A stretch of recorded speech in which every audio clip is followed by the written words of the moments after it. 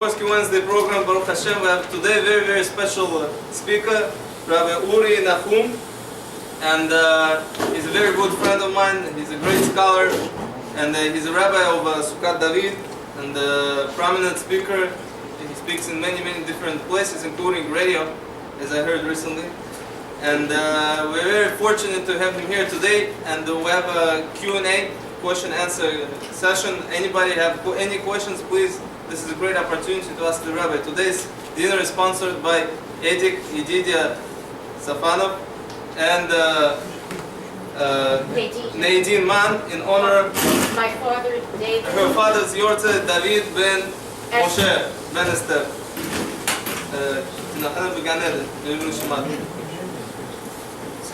Thank you, Rabbi. And I guess the topic is one of the easiest topics to prepare for. Question and answer. And very prepared. You can ask the questions, and whatever subject it is, we can talk about halakha, musa, mash, sports, football, halakha, AFC, Patriots, whatever you like. We can talk hot tub maybe. Okay, guys, anybody has questions, please. Let's begin. I have one question. I always wondered, where do we go after life? Do we go to heaven? Reincarnation? Where do we go? Excellent question. So I'll just tell you the style. I'll begin, as I have to say, when the question is asked, I'm going to repeat it. So even though you heard it, you're going to hear it again, just to make sure that everybody heard the question, and we'll go from there. Okay? The question is a very good question. What happens when a person finishes this world?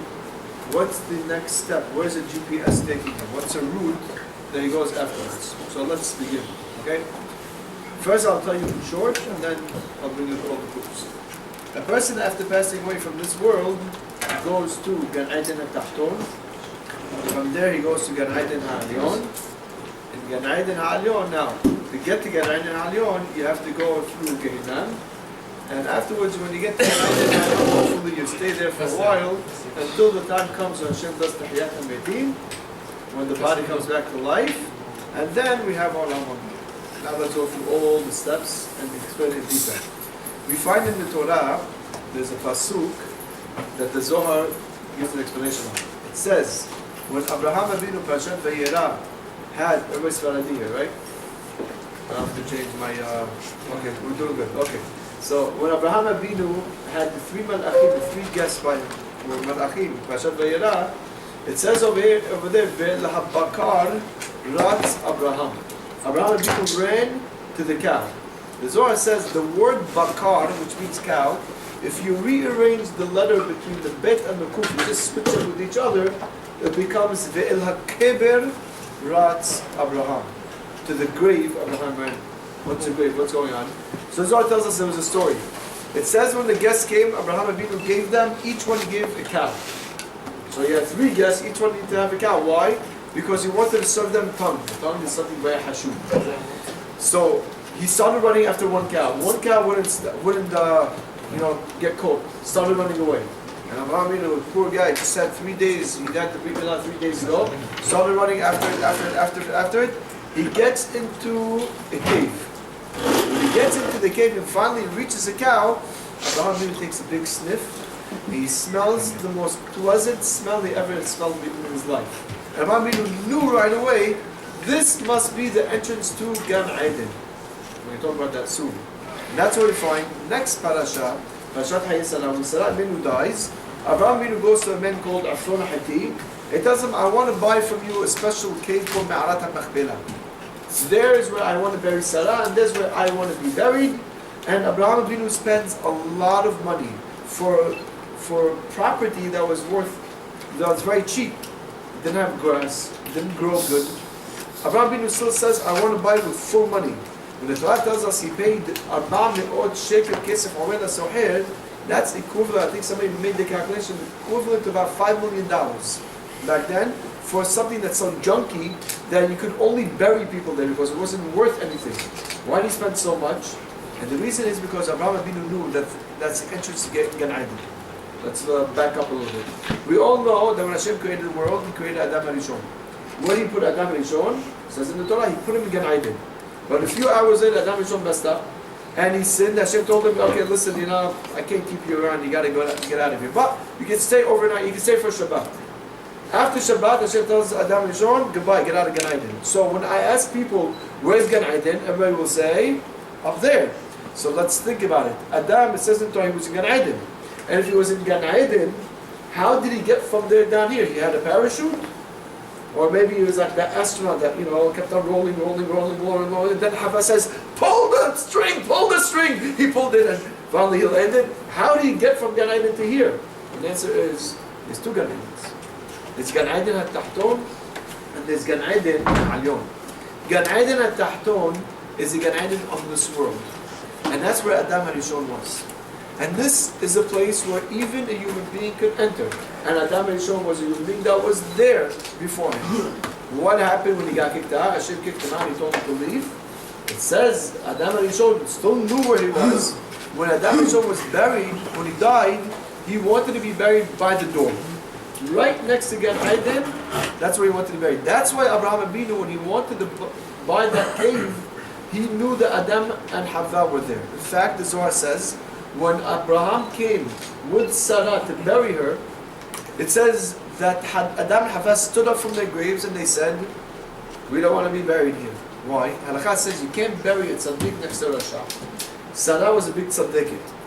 Because of Hava, Hava says, we messed up. Because of us, people died. Sarah Menu was a big tzaddiket. She fixed the world. It's not right, not honorable for her that we should be buried next to her.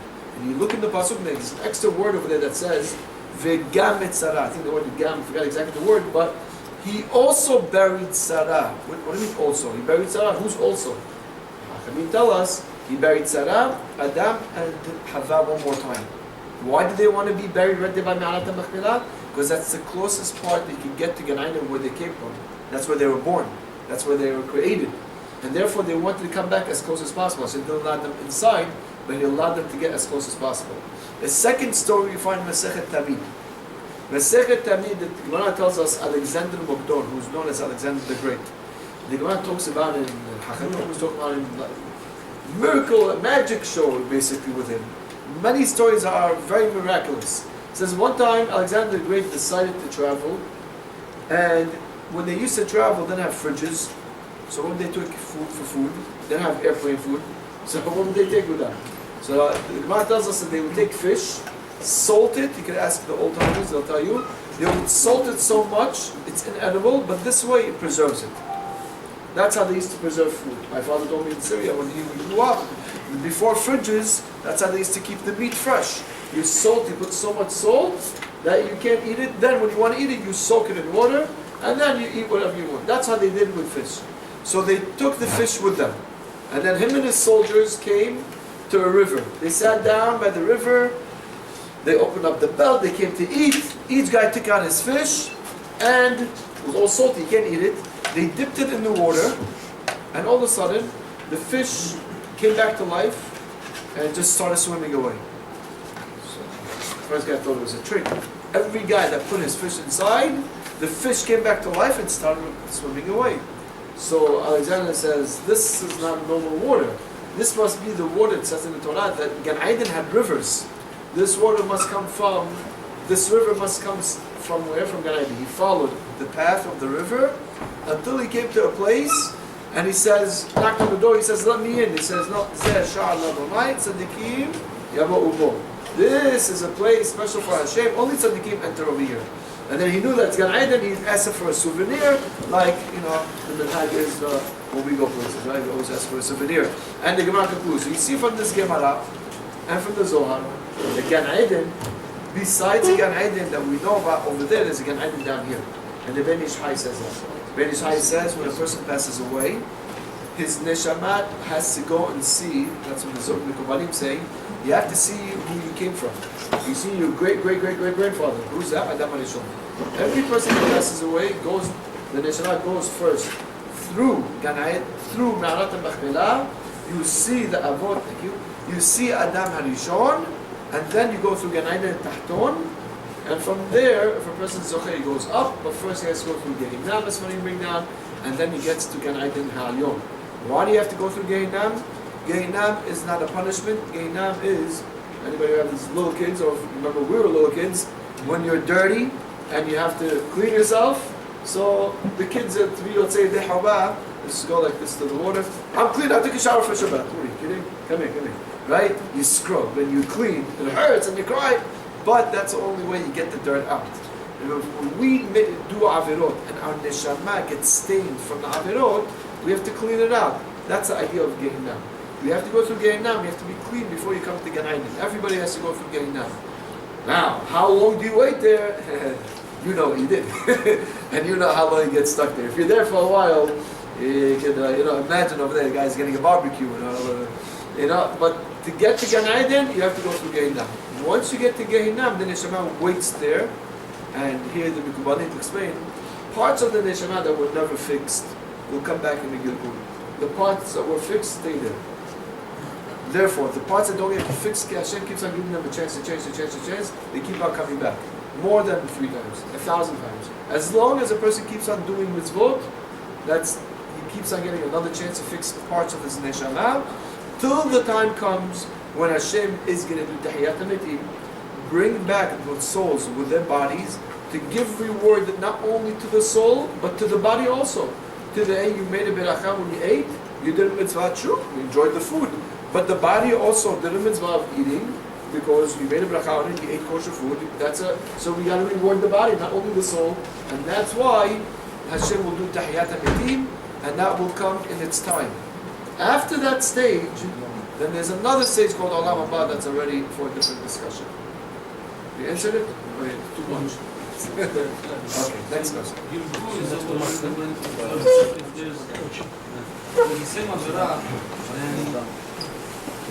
There's the same Avera from the previous Yibul, so I'm going to keep going back to Yibul until that same specific Avera is been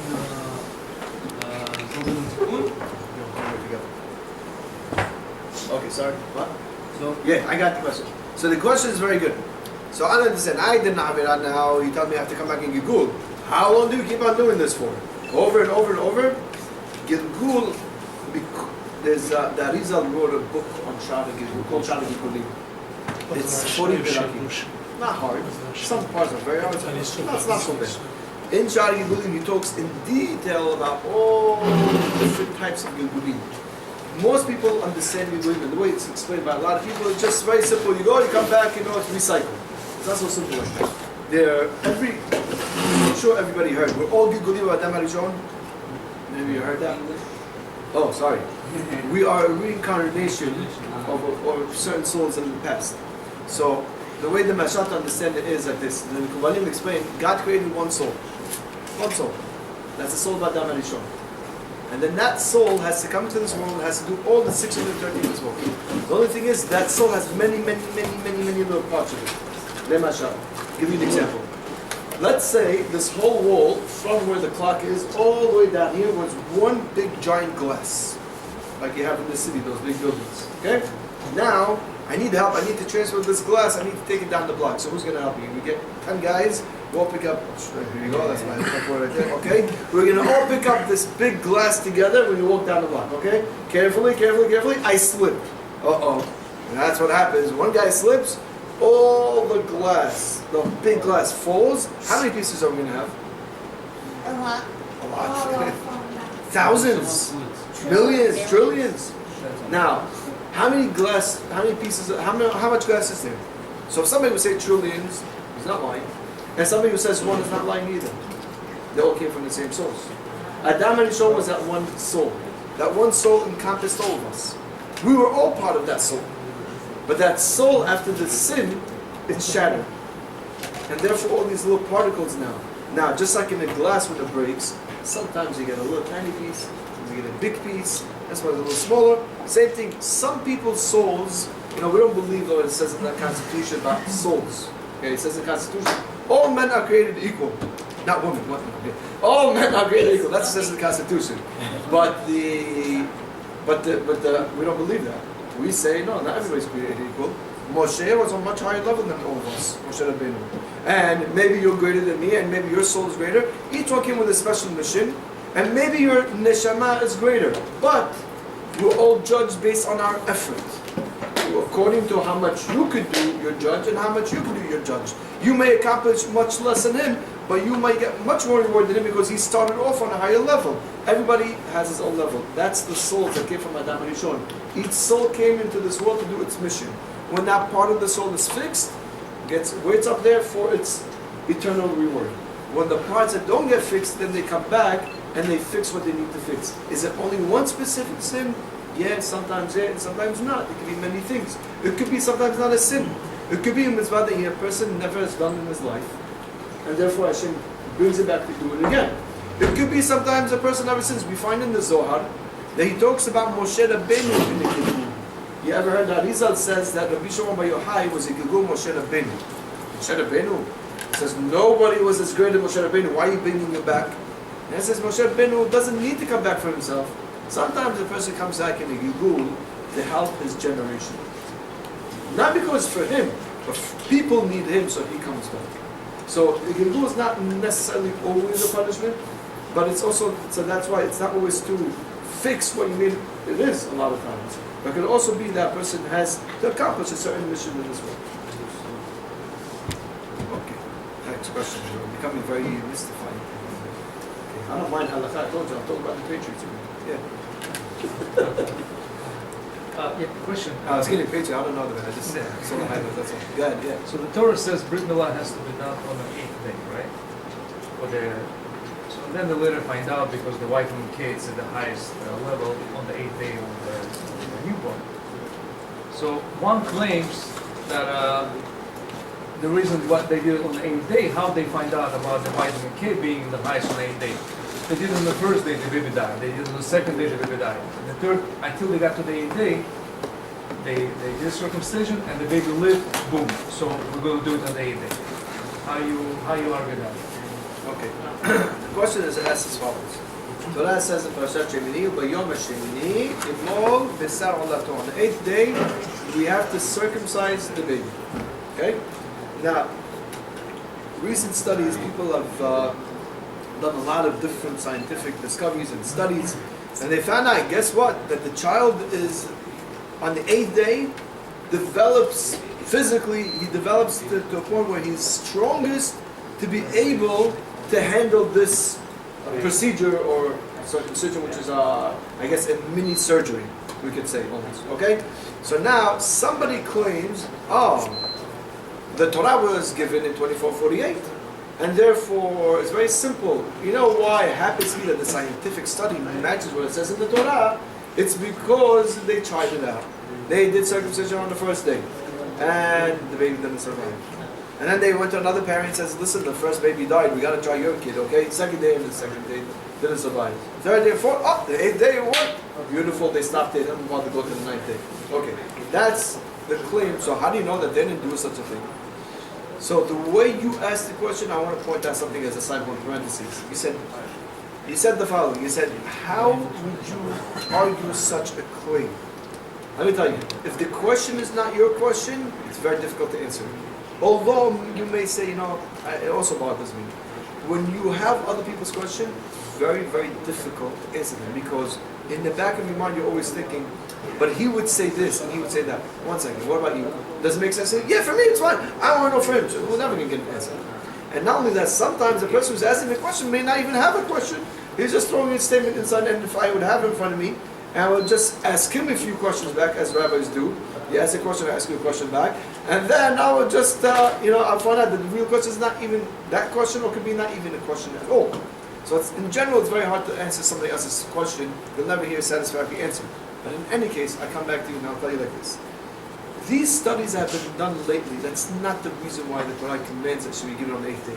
It happens to be that the baby on the 8th day happens to be that he is most physically fit for the circumcision, but that's not the reason. Why is it the reason on the 8th day? Because that's what God commanded. In fact, we find the Gemara saying something in the similar vein. The Gemara says, when you do shahita, I like to always give me a bottle if you don't mind. Any bottle, just makes it enough. Yeah, doesn't smell on me. It's good. Okay, so when you do shahita, here's the neck of the animal, and here's the legs of the animal. Imagine, okay, it's a nice little fat blue animal. Okay, so the shahita has to be done from the neck and this is called the back of the neck, you have to do shahita from here. It has to be specific spot, the kaneh leveshet, which means the food pipe and the windpipe. So that's right over here. That's where you have to do shahita. So that's like, you think it makes a difference for Hashem if you do shahita here or here? But how come if you do shahita here, it's nevela, it's assumed to eat it, it's not kosher, and over here it's kosher? So that's the Gemara because God said so. What's the Gemara teaching us here? God commands that this is how you have to do shahita. Happens to be they made a study and they found out that the kosher animals don't feel pain when you cut them in such a way because right away the nerves, they get blocked off. That's not the reason why God commanded. If it happens to be, it happens to be fine. What about the Gemara says in Masechet Megillah? There's a mitzvah called Shiluach HaKan. If you see, this is one of the hardest mitzvahs. I once got a call from a lady. Says, Rabbi, I know there's a mitzvah when you see a mother bird on its eggs. There's something to do, right? I said, yeah, it's a big mitzvah. And I asked her if she meets the criteria. The nest was in place that met the criteria. I said, okay, this is what you do. You take the mother, you shoo the mother away, you say, goodbye, mommy, and you would throw her away. He's like, then what? And you take the eggs. I can't do that. So why'd you call me? That's what you got to do, but it's so cruel. So you see over there, it's cruel, but that's what God commanded. So it's not, Hashem's mitzvot are not left for our interpretation. If it happens to be that our interpretation of the mitzvot makes sense to us, it makes us understand it better from it, that we cannot limit God's reasons for the mitzvah for that specific discovery that we found. So therefore, the whole question from the beginning, that's not the reason why circumcision is given on the 8th day. It's not because of that. It happens to be, like you said, it does make sense. It is that the child is strongest then. But that's not the reason. Now, to really take that theory and to really shecht it just doesn't make sense how somebody came to such a discovery. Can you think about it? The guy came to make a study. A study is not done on one child. So it's done on many children. So you went to about 20 parents and said, listen, I want to try something. It might kill your baby. But listen, it's for the sake of, we want to write a new commandment for the people. No problem. No, take my baby, no problem. Newborn, honey, I'm sorry you're going through such a pain. I'm going to take your baby. It might die, okay? Well, why should he die? No, we're just going to try something. Baby dies. Okay, now you go to the next parents. Listen, it died on the first day. It might die on the second day. Who's going to give up the children? And on the 3rd day. And why they stop on the 8th day? Let them continue. Maybe it's all... Why even circumcised in the first place? Huh? Why even? So it's a separate question. I just want to finish with, is that... No, I'm just saying. Is that satisfactory? Try it out. Why even do it? Yeah? Okay. Sorry. Question, again, sorry, let's read the question. No, it's not a question. I'm just saying if it was that they were testing it out. Why even would test they it out? choose circumcision? That's a good point also. Why would they choose circumcision? When they do some sort of incision, I don't know. That's a good point also he's making. Yes? Question about Aaron and the golden calf. Ooh, yes.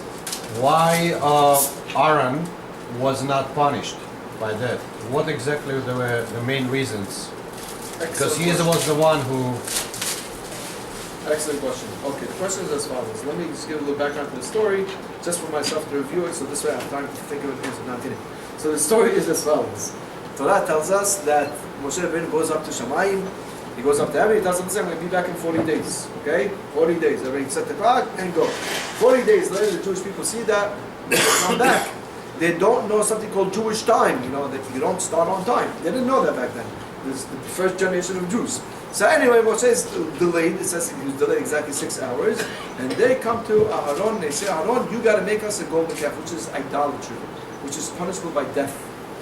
They come to Aaron's nephew first, his name is Hur, and they come to Aaron's nephew and they tell him, Hur, you must make for us this golden calf. And they came up with this idea of a golden calf. Hur says, no way, it's idolatry. He says, okay, no problem. They kill him on the spot. Now with the gun, they slaughter him on the spot. They take his body and they come together with his body to Aaron. They say, Aaron, do you recognize this body over here? Oh, yeah, my nephew. Yeah. If you don't make us a golden calf, you and your nephew will be having a lot of fun together. So Aaron says like this. There's a pasuk that says, Im yamut kohen ve'navi, or navi kohen, I forgot exactly the order. If there's a death by the Jewish people, if the Jewish people murder a navi, a prophet, and a kohen who works in Beit HaMikdash, the Jewish people will not be forgiven. So Allah says, if I refuse, they're going to kill me, and I'm really supposed to give up my life. But then what's going to happen? The Jewish people will never be forgiven, they might be wiped out. So therefore, Aaron reasoned. I'm not saying yes, good or not. I'm just telling what he went through. He reasoned. He says, you know what? I'd rather take the hit upon myself. I'll make the golden calf, but at least let me do it. They can do it anyway. They might find somebody else. They can kill me. Just like they kill the Hur, they go to somebody else. At least I can be in control of it. I can delay as much as possible. What happens? Aaron had very good intentions. He makes the golden calf and he tries to delay as much as possible. But again, Moshe doesn't come down to the point when the Jewish people actually wake up earlier than Aaron the next day and they worship the golden calf. And then Moshe comes down and the whole story unfolds. Actually, the movie stops right there, so I don't know what happened afterwards. But anyway, so the movie, the story is right there. The question is now, one second, where do we find that Aaron got punished with this? So the Midrash tells us that actually Aaron, for a person to lose his children, is a form of death for himself. That's actually worse, to see his own children die. Aaron had a decree upon him that all his 4 children should die because of the golden calf. Moshe Rabbeinu, when he went back the second time to Shamayim to pray for the Jewish people, he prayed to have Aaron's sin forgiven because he really had good intentions. And in Shamayim, in any court, they take that into consideration. The person runs a red light and his wife is pregnant and she's, right? So the cop will understand, okay, don't give him a ticket. He's rushing to the hospital. Not every red light that's broken, you get a ticket for it. So they understand that in Shamayim. But still, perhaps because it was Hilula, so whatever the reason was in Shamayim, only 2 children were saved, and 2 had to be, as a punishment for Aaron, had to be killed. And later on, fine. In Parashat Shemini, the 2 children of Aaron, 2 older children, Nadav and Abihu, were killed, Acharim say, because of the sin of the golden calf. Good? Okay. Question? Me? Yeah. Oh, I didn't raise my hand. You raised Oh, I'm sorry, you had to look. Okay. So, since Rosh Hashanah, a couple of things were happening to me, Right. bad things. Oh boy. I got into a car accident. I had some bad things. Recently, I just fell, broke my teeth. Whatever. My question is, You have a nice smile. I'm not asking why do bad things happen. I'm saying, like, if they do happen, how should I look? How should I look to it? Excellent question. Very good question. I don't know if I've ever heard of it. Repeat it again. When things go wrong, and sometimes a lot of things go wrong, what is our role and what are we supposed to try to do? The Gemara says when things happen to a person, bad things happen to a person, yefeshpesh b'ma'asav. He should search his ways. Nothing can happen wrong to a person unless he deserves it. Now here's where it gets tricky. The problem is when a person doesn't know what he did, he doesn't know where to review. So in that case, Hachamim gave us a little bit of a clue. And they said, the way God works in this world is something called midah kineg midah, which means measure for measure. Which is, any punishment that Hashem gives in this world, it's in order for a person to teach the person where he went wrong so he can fix it. It's not a random punishment. And mashallah, if a guy comes home and his kids are misbehaving and he just came home, he had a very hard day and he's very upset, and the kids don't want to go to sleep, tach, tach, tach, go to bed. What does the slapping have to do with teaching the kids going to sleep? Absolutely nothing. Just that he's getting his frustration out, the kids are being annoying, so they get slapped. Okay. But you're not educating them, or you're not really solving the problem that they had. That's not the way God does serious punishment. God doesn't have bad days. God doesn't just slap people, even as much as we may get annoying, and God doesn't get annoyed even by us. But it's rather for our own fixing. If a child will come and make a big mess in the room, instead of slapping him, so you tell him, now you'll go clean it up. A child breaks something because he doesn't appreciate the value of it, good. You know the $1 that I give you every week? You owe me now $10 because you broke this thing. What? Now you'll understand the value of things, and then next time you won't break it. That's the way God works with us. The punishments are given to us is in order that we should understand where we went wrong to fix. Here's the problem is that most of us, first of all, Hazak Baruch, that you're thinking that way. That person should think, oh, what's going on? And the problem is how to be able to figure it out, what is really wrong. If a person feels it, it's a message from God. Usually, most people cannot tell you except for yourself. You could check yourself and say, okay, what is this connected to? You may get some guidance of what this can be related to, or what does it represent, or maybe certain things. But the real person the only person who's really going to be able to pinpoint it is the person himself who can say, you know, it might be connected. Sometimes it might drive a person crazy. I have to add that in. If he starts every little detail. Okay, I just sneezed. Why did I sneeze? Because you have a cold. No. I sneezed. No. See, if it drives you crazy to the point that you can't function, I would say, even though God says, the Gemara is talking about a person who's able to function, who wants to be able to function better. But if it's going to make you cuckoo, so don't do it. Don't go so crazy. Big things, like you said, that you see, it's not random, it's a message. 100% everything is a message. But, I'll tell you a crazy, extreme story. And he's on the level to do it. Rabbi Lopian, a big Sadiq, passed away in the 70s. Okay, he was a big mashgiach. One time he fell off the stairs. As an older man, as he's walking down, he fell. He was on the floor. Everybody got nervous. He wasn't getting up. They came to him, and he saw him. He was fine. He says, "Look, 1 second, give me a second." Okay, then he got up. He came from the school of Musar.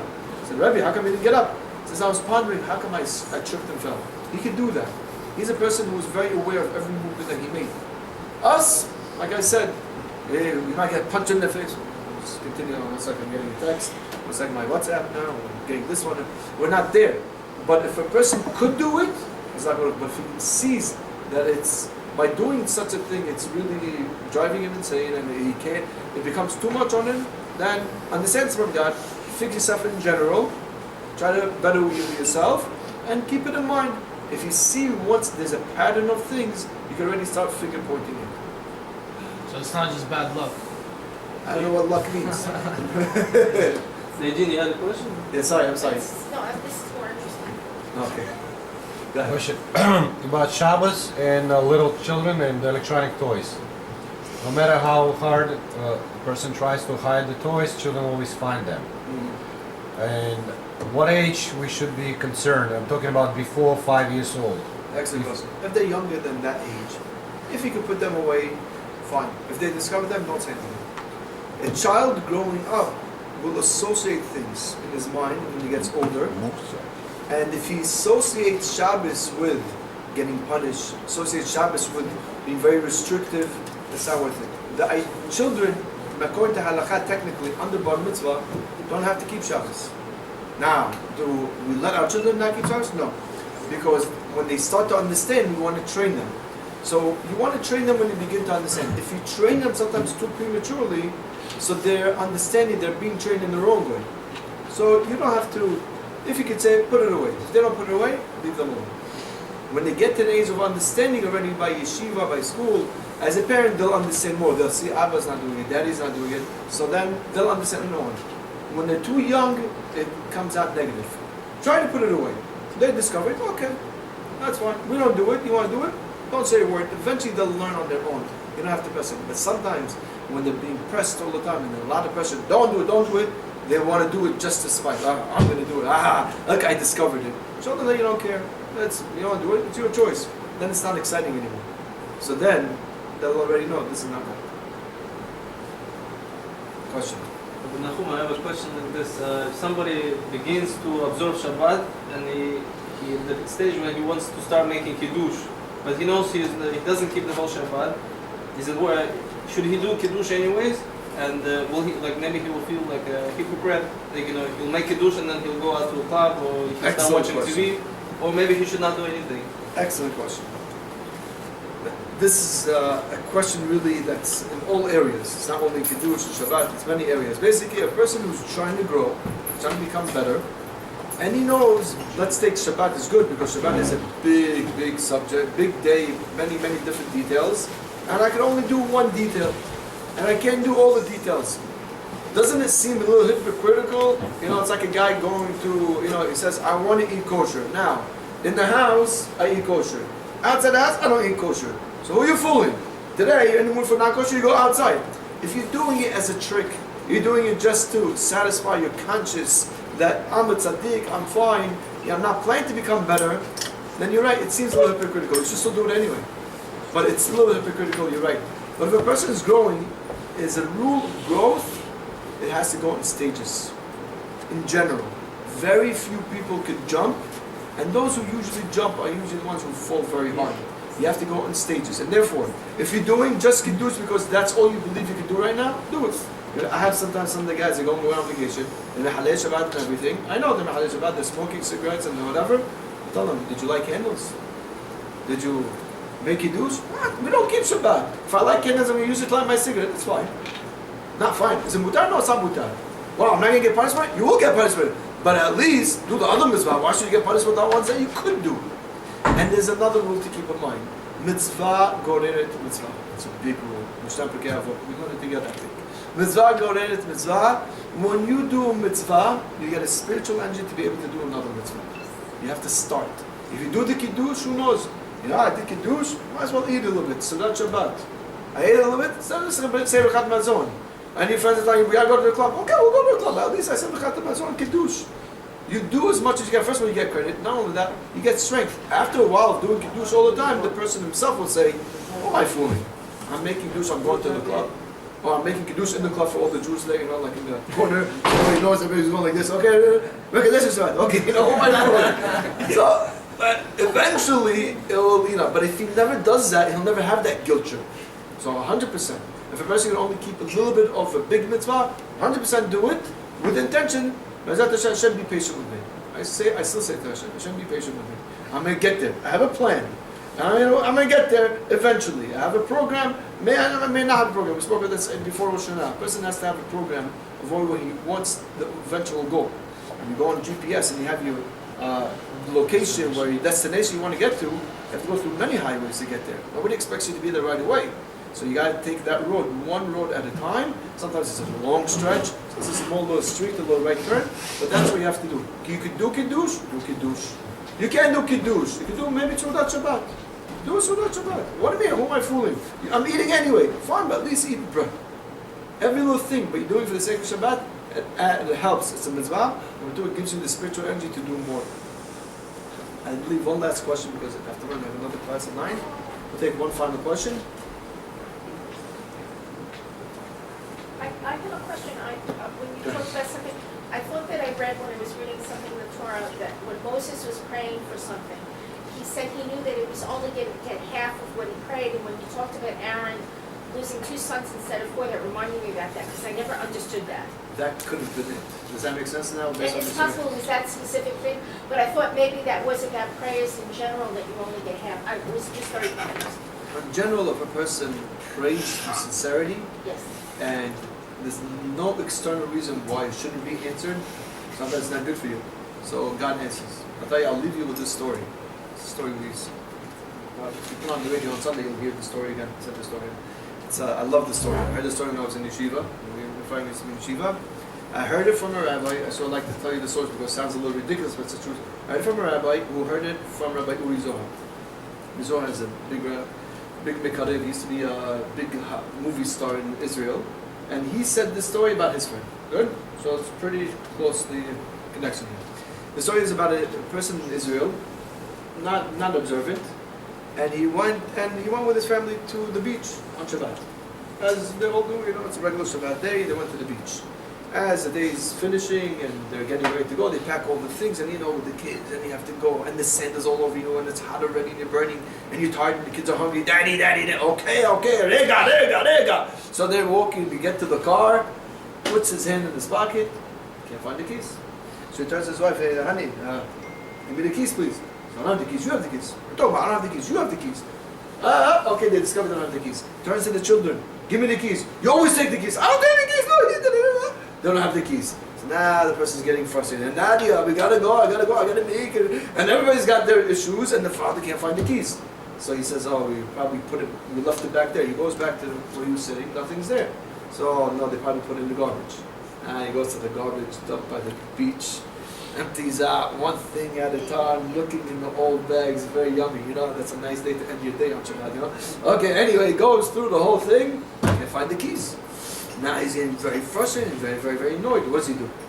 What's a normal Israeli guy do? No, you walk into the beach. You walk into the water. You walk into the water, the water got up near his waist, points a finger up to the sky, to Hashem. He says, "Elokim, tahzil li et hamaftehot." I'm trying to say, says, "God, you better give me back my keys." Okay? And the keys hit him right then on his knee. Right then, as he's standing in the water, I guess it must have fallen in the water, the keys hit him. That person was Moshe B'Tshuva. Because he realized when you call out to God, God answers. And that's really a discovery that most of us will make at some point in our life that will make us closer to God. One who really prays with sincerity. Pasuk says, Karov Hashem lechol kore'av. Hashem is very close to whoever calls out to him. But the Pasuk doesn't finish. The verse concludes, Lechol asher yikra'uhu be'emet. If you call out him sincerely, if you do, God is very close. And everybody can experience that on their own. I'm sorry I have to go. I want to thank you for it. This was wonderful. I hope we can do this presentation one more time. More than one more time, as I said.